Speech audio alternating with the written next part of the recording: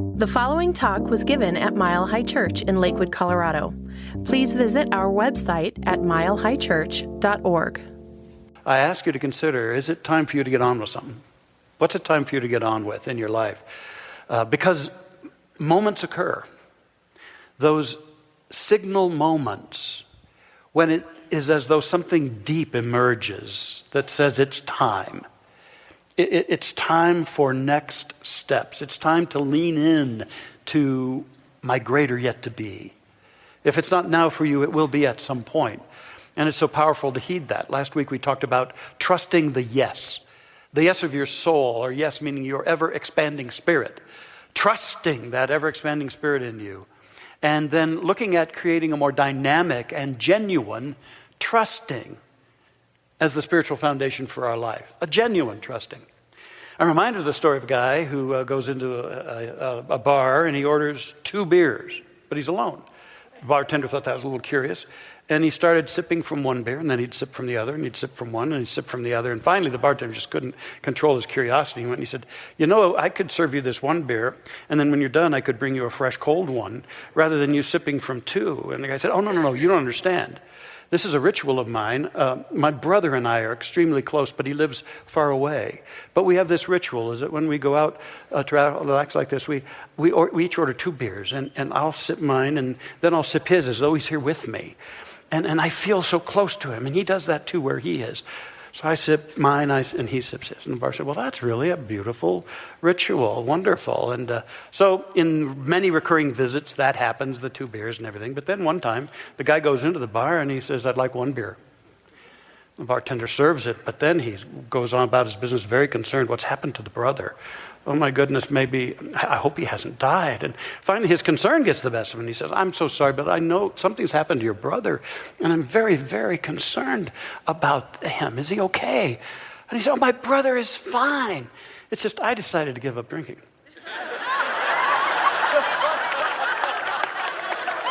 Now, you see, when it's time to get on with it, you got to not get into self-deception. It's got to be full out and a genuine trusting. See, most people struggle to get on with it when it's time. Unless you're different than me. We struggle. And we cling to what is, to the status quo. And then also we sabotage the whole process by demanding to know more than we can know. Demanding for guarantees. Demanding to have assurances along the path. And yet most of the great steps we've ever taken in our life, we didn't know. There were no assurances. There was no advanced directives of what was happening or where we were heading. We just went. And such is the nature of this kind of thing. I'm reminded of Ernest Shackleton, who he wanted to lead an expedition to Antarctica in 1914. And he put this ad in the paper, which is similar to the kinds of invitations life gives us when it's time to get on with it. Men wanted for hazardous journey, small wages, bitter cold, long months of complete darkness, constant danger, safe return doubtful, honor and recognition in case of success. He got 28 crew from that ad, and they went on and they did the expedition. That's a longer story I won't go into. And not one life was lost. But you know, there are times when we have to recognize we're all on a hero's journey. So much bigger than the life we're living. We're on a hero's journey, and there will come that time when we're invited to step into the unknown and to move deliberately and courageously into what is to be more for us, or what we call our greater yet to be. And might we say yes? I want to talk a little bit about goals and plans. Now, there's a place for goals and plans, especially as we're building up our lives and advancing things in our lives. It's good to set goals. It's good to have plans. And yet there's also a time for dispensing with them and being out of control in our life. Very much so. You see, goals and plans are made by virtue of what we understand now and where we are now. And our goals and plans are all about the arena of life we're living in now. But then the question is, what vaults us into a bigger arena of livingness? I'll tell you, that happens only when we let go of control. And we allow ourselves to move out into bold discovery, moving courageously into the creative unknown in this life. That's what creates a bigger space. And I have a sense that in these times, a whole lot of us are involved in this. A whole lot of us. Now, that then brings us to the topic of today, wandering into mastery. It's about a bold and intentional kind of wandering. It's not haphazard or careless or purposeless. I'm talking about the kind of wandering that is soul-impelled. You wander because you've dispensed with your plans so that you can be shown something even greater. And so the wandering I'm talking about is the times when we decide to go ahead and let change have its way. And we move forward deliberately, not with a hopelessness, but with a clear sense that we're learning and discovering. We're pioneers into the possible. And it's all about being willing to let go and wander and let the map write itself as we go. Now, really what I want to focus on today are ways to wander masterfully.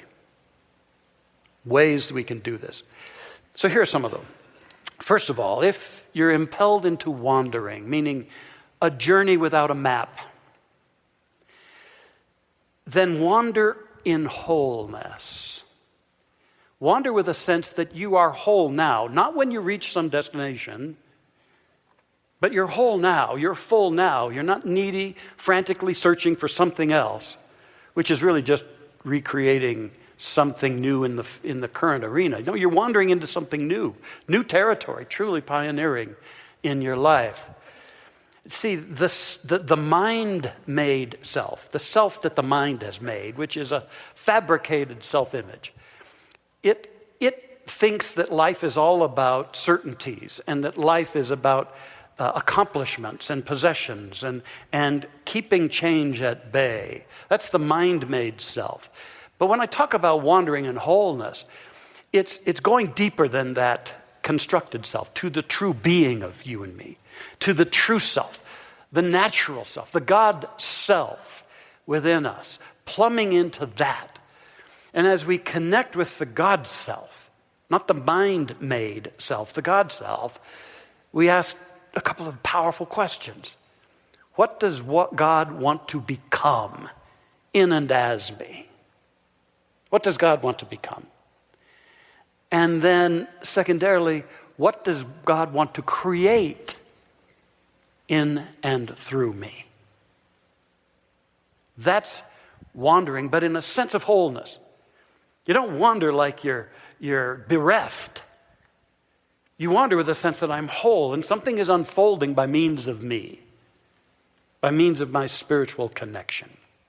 Now, last week, I talked about Moses and how Moses was told to lead the children of Israel out of Egypt and how he did that. And at one point, they were thirsting, and God told Moses to take his staff and hit it upon the rock at Horeb. And he did so, and the waters flowed forth, and they drank of the waters.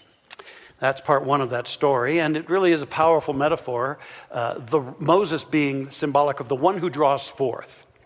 And that there's a Moses in you and me, and every one of us, the capacity to draw forth the good that we seek. Now, the rock symbolizes the dry and the hard places. The dry and the hard places in life, in ourselves, in others. And yet the message in all of this is that even the rocks contain God. God is in everything and in everyone and in every situation. But it awaits the tap of that staff, which last week we declared symbolizes absolute trusting. The staff of deeper, absolute, genuine trusting. And so when we come upon the hard times in life, or a hardened heart, or whatever the case, we tap it with that trusting. And the waters of the divine, the givingness, the intelligence, the good of God flows forth. There's no spot where God is not. And to have that vision as we go into the world. But there's a part two to that story. So they wander some more, Moses and the children of Israel, and they get thirsty again. So Moses consults God, and God says, this time, just speak and call forth the water from the rock. Well, Moses goes over to the rock and thinks better of it, and he just takes his staff again and taps the rock, and again the waters flow. But God is displeased because Moses didn't follow the instructions. And so God says, Moses, you didn't do what I told you to do, so here's the deal. You're not going to lead the children of Israel into the promised land. You're not going to be the one. It'll be the one coming after you, which would be Joshua. Now, you might think that's kind of strict, but there's a meaning in this. The whole Bible is symbolic in that regard. The meaning of this is that Moses was using the staff of trust, yes. But God, the all-intelligent love of this universe, wanted Moses to take the next step. And not just apply his trusting, but he wanted him to assume his place as a spiritual being, as a channel for God. And he wanted him to just speak it as God would speak it, as God said, let there be, and there was. He wanted him to speak it and thus actualize his spiritual essence to a greater degree. So now this has a lot to say to all of us who are students of this pathway. And by the way, again, this pathway is deep and rich, and to continue its study in the courses, as well as the practices in meditation and prayer is essential.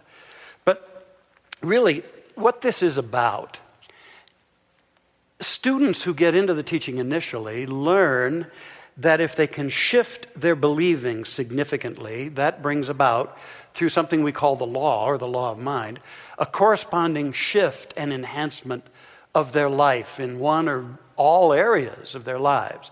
For as within, so without. It is done unto us as we believe. And that's a good way to start.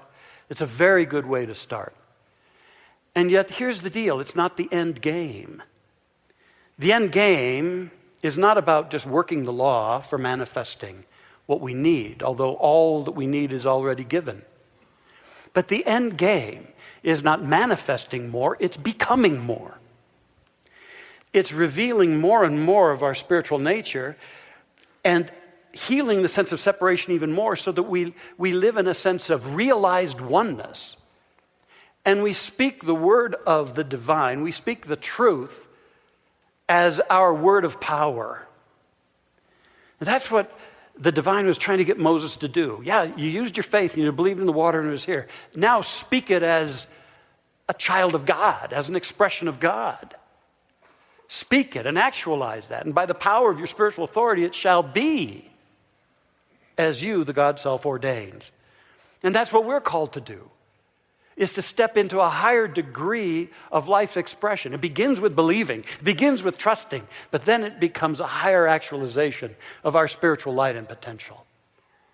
Very powerful step. This is when I say wander in wholeness, it's wandering in a state of you as a spiritual being, remembering that simply because things are in flux doesn't mean that you're anything less than God made you to be. You're an expression of God, a light of God, an instrument of the divine, and that shall always be. So you wander with that deep confidence within, and you become an emissary of the Spirit wherever you go, drawing forth the light and the good of God. Now in our youth church, we teach this. And by the way, we have one of the finest youth and family ministries anywhere here. And I tell you what, thank you to Dr. Barry, thank you to Stacy Butters, Saul Fluel, Reverend Nadine Cox, Reverend Michelle Scavetta, and all of their teams. They have crafted over the years one of the most finest ministries. If you've got young people, get them into it. because they'll learn how to think, they'll learn how to weather storms, they'll deal with pressures better, they'll know who they are and be able to love themselves even when things are challenging. It's the best thing ever, and they'll be more inclusive. They're creating an enlightened citizenry for our world, and it's a beautiful thing. Oh, and by the way, let me digress even further here. Some of you who've been around a while will remember how excited I was when I had my first grandchild. Coming to me and her little Daisy, and if you were back then, I held her up as an infant. Well, that little grandchild turns 16 today. I don't understand what happened. Nothing's changed with me. So get involved in the youth ministry. They're involved. Daisy and her sister and her brother are involved in the youth choir and everything. It's just a phenomenal thing. Why did I go down this road? Oh, all right. So in the youth classes, they teach them an acronym, because that's a part of our tradition here, about a frog. A frog. And FROG stands for fully relying on God. And they teach them about that, which is so sacred and so beautiful. Fully relying on God. And they've even written songs about it that they sing in youth church. I think it's fantastic. And to start as a frog, we want to continue our journey, and we want to become an eagle. Not just relying on God, but an eagle stands for expressing as God's living enterprise. Expressing as God's living enterprise. That's the step that Moses was invited to, but he wasn't ready. He didn't discern it. And that's the step we're always invited to, especially as we take the biggest risks of our lives, is to remember that we're here expressing, not only relying on God, but we're expressing as God's living enterprise. A wonderful metaphysician of old, Eric Butterworth, he wrote, "Remember, consciousness is the key. Your true business is the express business, the business of releasing your imprisoned splendor. Nothing can impede the flow of affluence or success to the one who keeps themselves in tune with the infinite. Remember to affirm, I am God's living enterprise, and God cannot fail."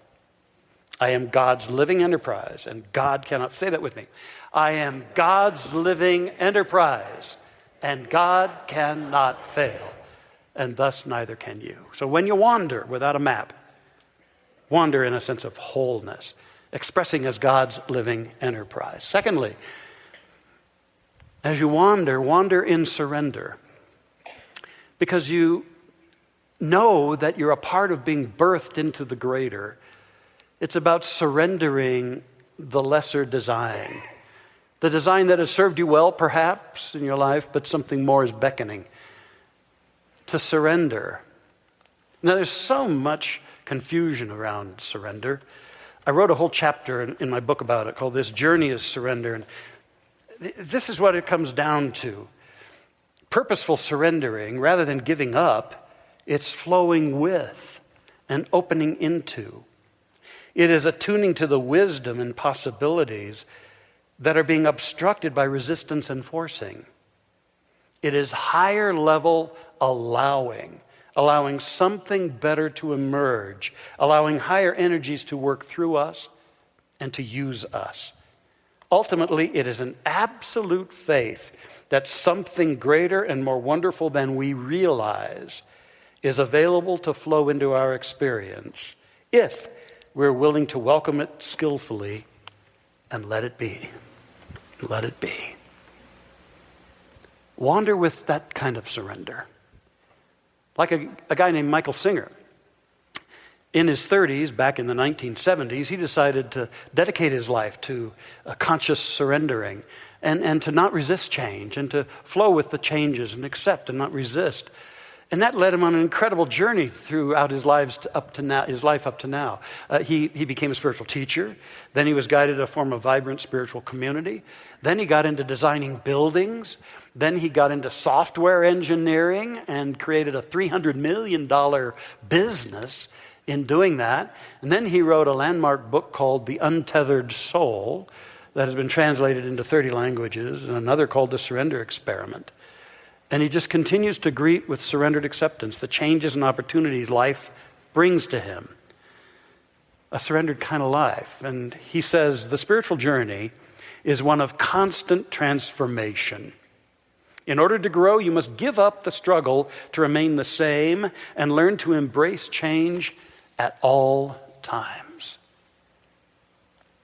Wander with wholeness, a sense of your wholeness, and wander in that surrendered, welcoming space. And then, thirdly, wander in love. The heart, an opened heart, is essential on any journey, but most especially when we move without a map. The surrendered heart, the open heart, it's essential. And I've had plenty of an opportunity in these awkward times of adjustment for me to just have to remind myself to love myself and to remember that love is the most beautiful thing anyway, no matter where I'm led. And it's so important. Do you love yourself even when you don't know what's going on? Do you love yourself when it seems like your plans have been scrunched up and tossed away, and you're realizing, oh, there's a new plan, and I don't know what it is yet? Can you still be on your own team? Or do the old voices of make wrong and put down come in? Love them away and return to self-compassion.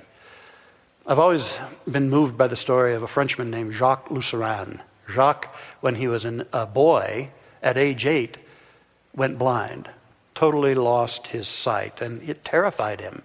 He was frightened, finding his way among walls and doors and people and trees, and it was a terrible time for him as he adjusted. But then he made some discoveries that were immense for him.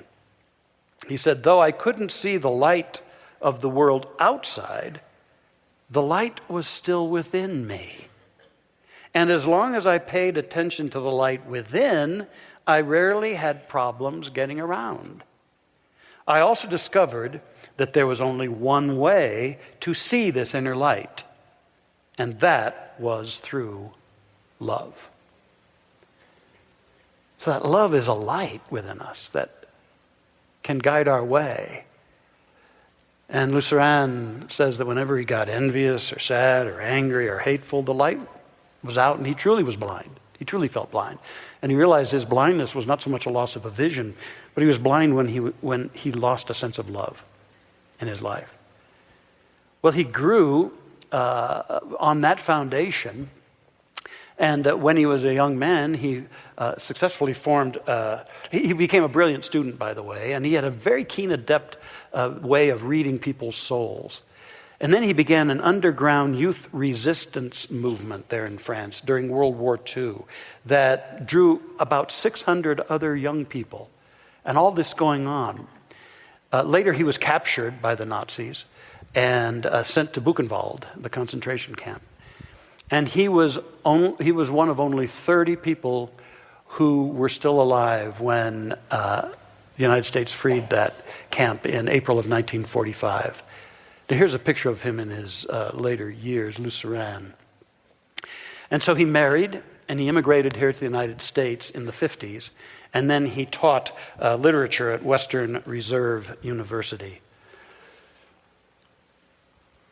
As we wander, don't be blind. You can see if your heart is open.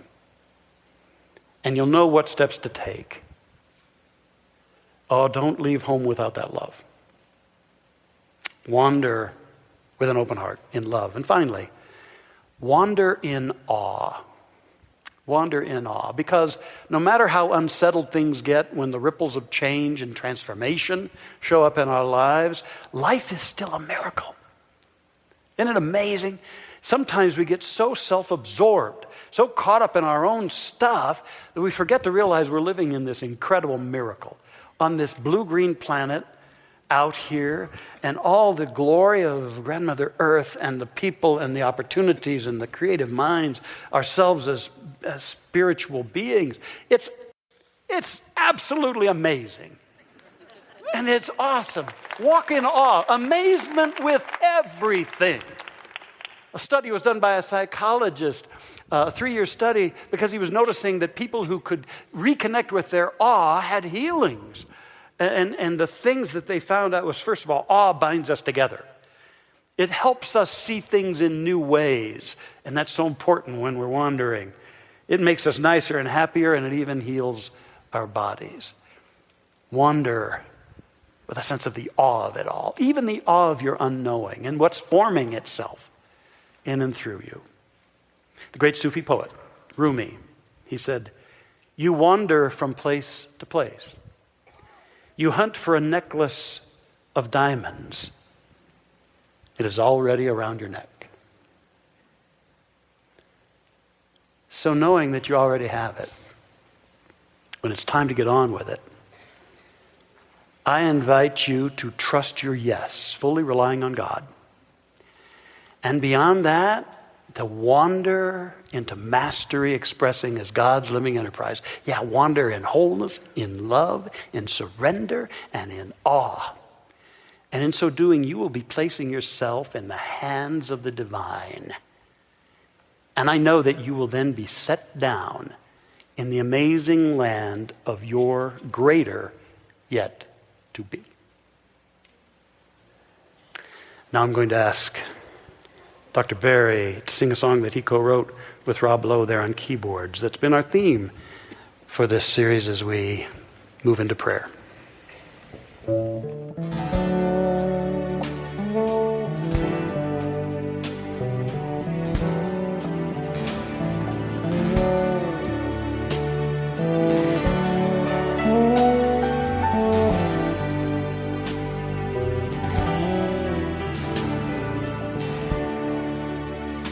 Let my soul surrender to the spirit that's inside of me. I let my heart fall open to this love that is setting me free. In this sacred moment where I stop and taste the breath of peace, I leave the troubles of this world behind me, and I rest in your amazing grace. Move in me, great Spirit, now I feel you in my heart. In your presence I remember that we never have been apart. I invite you now to enter into the stillness and the light at the center of your being. I invite you to let go of the past definitions you hold of yourself. Let go of regret.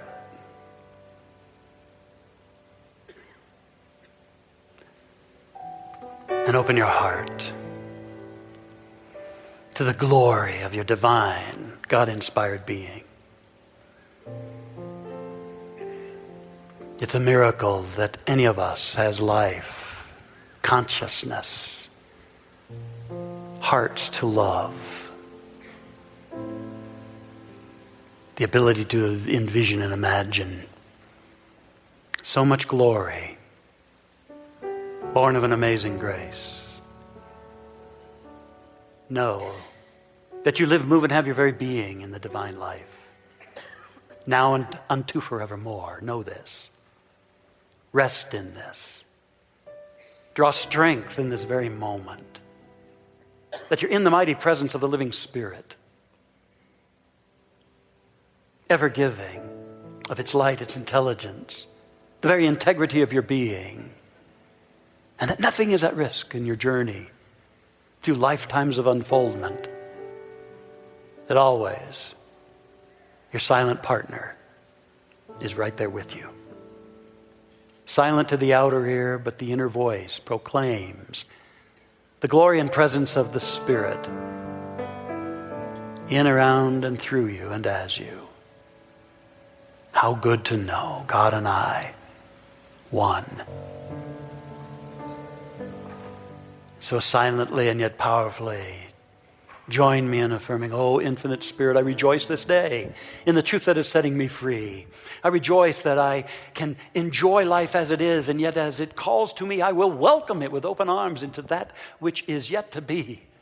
I give thanks that as I venture forth, even without a map, that the journey is unfolding through me, and that step by step I am guided, resourced. The waters of the Spirit and of the divine flow to me now and every step of the way. And in this then I boldly and joyfully go forth as called into my greater yet to be, ever knowing that I am absolutely commissioned to be a light, to be in service, to give and to share.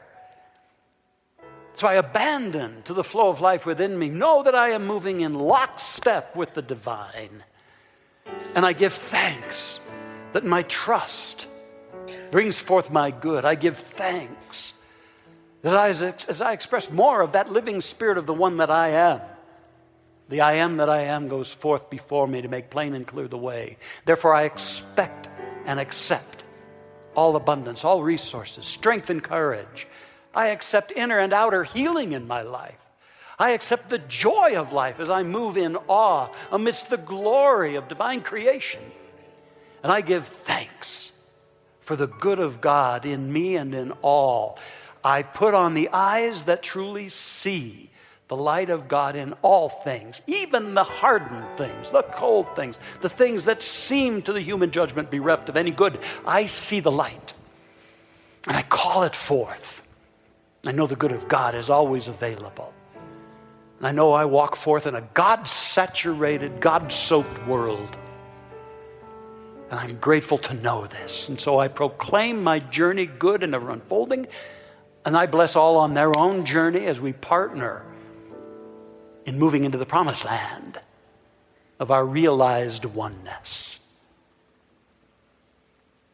We join together in a moment of knowing peace across this planet, peace in our nation, the coming forth of greater light, the stewardship and care of Grandmother Earth, and the well-being of all sentient beings.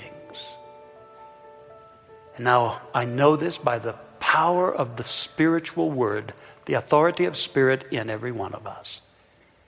And I know it is done. And for this I'm profoundly grateful. And together we declare, and so it is, and so I am, and so we are. Amen.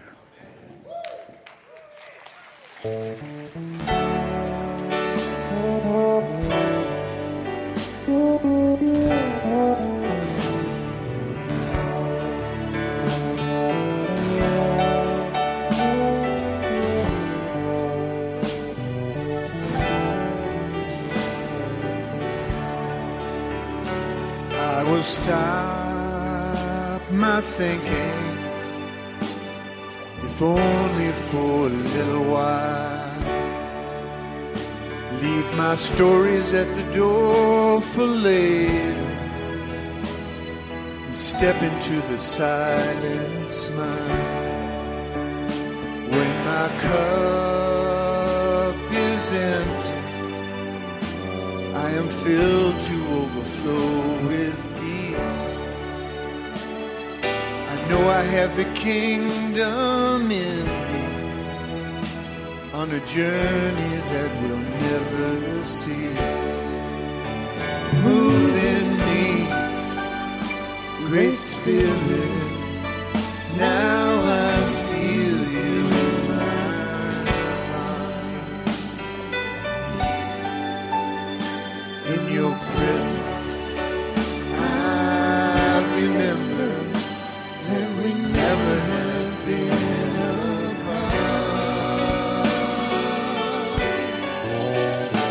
In your presence, I remember that we never have been apart.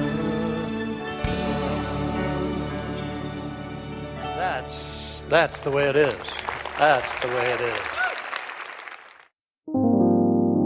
Thank you for listening to the Mile High Church podcast. This podcast is made possible by the generous contributions from listeners like you. If you'd like to make a donation, text 720-230-1404 or visit us at milehighchurch.org.